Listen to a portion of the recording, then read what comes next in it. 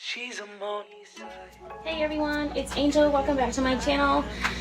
We're gonna have a new video today. In this video, we're gonna be making rose water. I've been doing a lot with roses lately, but today we're gonna be using actual roses, not rose hips or anything like that, but rose petals. I'm gonna be making rose water. I watched a few videos on YouTube like a month or so ago, and I saw that it was really easy, but I could never find organic roses, and they all suggest to use organic roses.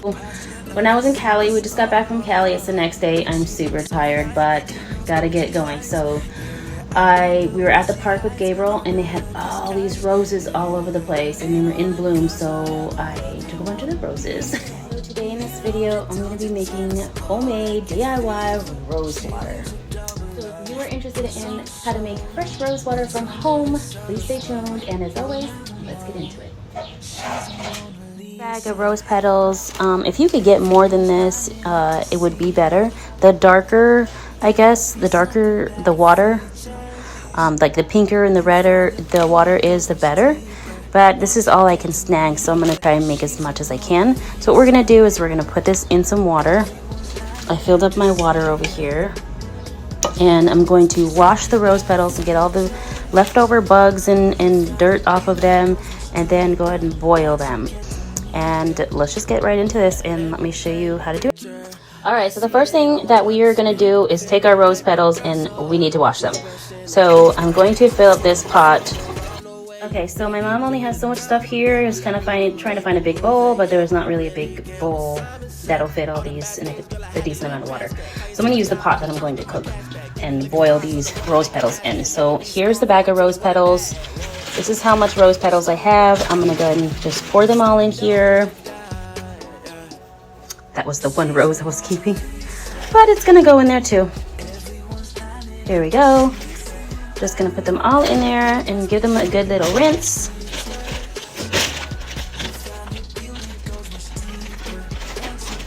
Okay, so here's the last little bit, and my rose that I was keeping, you're going to. Yep. All right, so that's what we got in there. I'm gonna go ahead and giving it a nice good rinse, stirring it around, getting all those bugs off of there if there's any bugs left, live ones. These are as close as to organic as I could get. I got them outside in the garden at the park. Doesn't look like they used too much bug spray because they looked like they were way overgrown, so it didn't look like they had been kept up with for a little while. So probably not, but that's what I'm going to use. I'm going to use these. Give them a good rinse, and they'll be ready to boil. Strain them.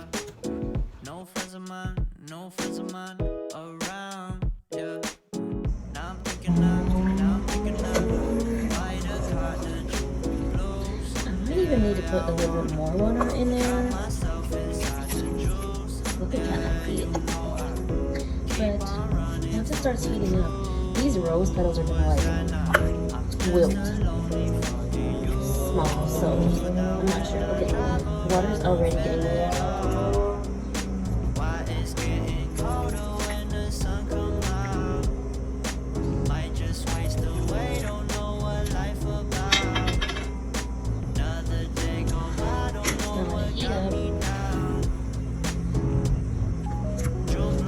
Keep stirring it, and we will see how dark our water gets.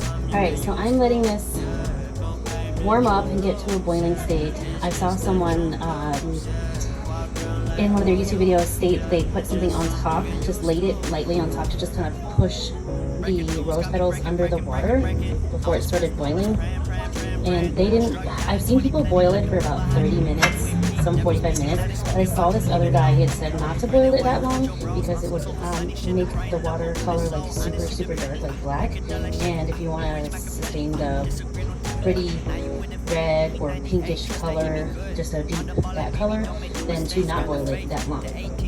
So he did recommend to put this on top just to like weigh them down until they start to wilt under the water. So that's what I did. So the YouTuber ML Gardner that I'm following on YouTube suggested to put some ice in a bowl at the bottom where you're going to strain your rose water to help cool down the water faster so you wouldn't lose oils through the steam. So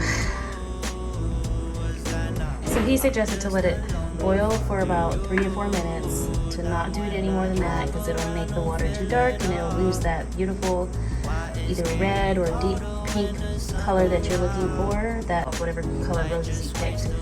So, which makes sense. And he says to turn it off and just let it steep for a second, which makes sense, like a tea, he said. When you make teas and use herbs to make tea, you don't overdo it. You don't overboil them. You let them boil for about maybe 5 to 10 minutes, and then you turn it off and you let them steep. And then you pour it into whatever you're trying to do for your hair, if it's just tea, whatever. So it makes sense not to boil it for a long time. To me, that makes sense. I've seen other girls boil it for about 30-45 minutes. I'm not going to do that because this makes more sense to me to do it like a tea. So I'm going to turn it off and then pour it into the strainer and try and hurry and cool the water down so that I don't lose oil through this steam here, you can see.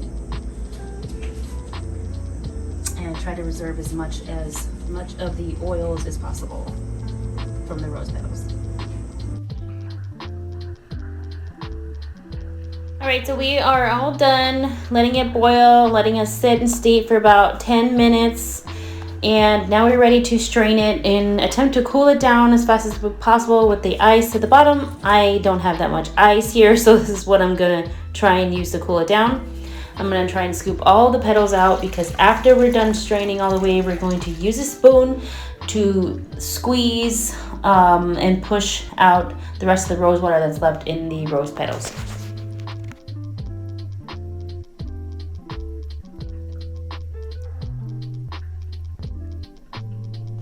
And I don't know about you guys, but that just looks so satisfying watching it pour. And it's got a really nice color to it.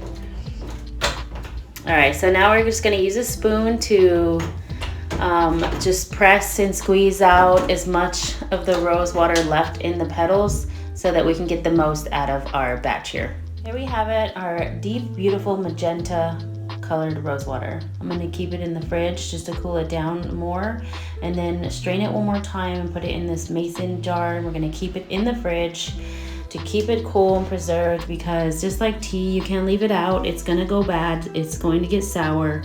So unless it has the preservative in it, you need to keep it in the fridge and it's probably gonna only last maybe 3 or 4 days maybe. So this, I'm going to put it into a small spray bottle to apply it this way instead of pouring it on my hair because I don't want to waste any. I'm just going to do little bits at a time and I'm going to spray it on my hair and on my face and skin and just use it that way. I'm going to put the rest of the rose water back in the fridge and then I'll use it in the next wash day. I'll try to keep a spray bottle out or in the fridge, of course. You got to put it back in the fridge. Here we go. I'm going to go take a shower. I'm going to wash my hair with my aloe shampoo and conditioner. This is the Neutrogena. I'm just using the travel size bottles here, but this is the Neutrogena tea tree shampoo and conditioner. It's in a green bottle, but I'm just using these travel size ones to refill it. And I'll show you guys what those Neutrogena bottles look like so that you guys can use it. So far, it's been working amazing with my hair. I'm just adding aloe gel to it. It seems to work really well, and the preservatives in the shampoo and conditioner seem to keep it, preserve it, while it sits in here, and I use it throughout the week because I wash my hair every other day. So I'm gonna go take a shower, wash and condition my hair, and then I'm going to spray it with rose water and see how it works on my hair. All right, we're back. I just took a shower and washed my hair with the Neutrogena tea tree shampoo and conditioner with the aloe in it, and it's pretty clean. Still no flakes from after using the rosemary oil. It looks great. Here is the rose water that we just made. I'm gonna go ahead and spray it on my face because I love rose water on my face. It makes my face so smooth and it'll go really well with the rosehip oil that I've been using on my skin. So, and then I'm going to spray it all on my long hair, all the way around. So, here we go. And it smells so great. It just smells so amazing. And it's so refreshing. Like wowzers. I can spray this on my face all day. It smells so good.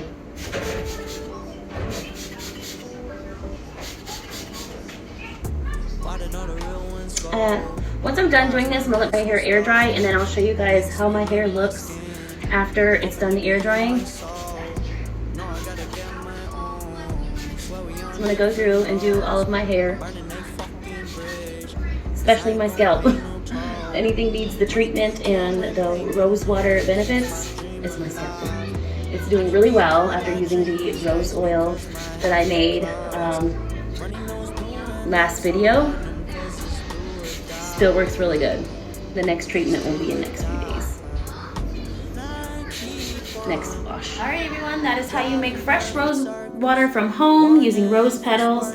It was super easy to make, hard to kind of find some organic roses, but indeed it was easy to make. I hope you guys like this video and you try this recipe for yourself. Please do like this video, subscribe to my channel, leave a comment down below with your thoughts, and we'll see you next time. Bye.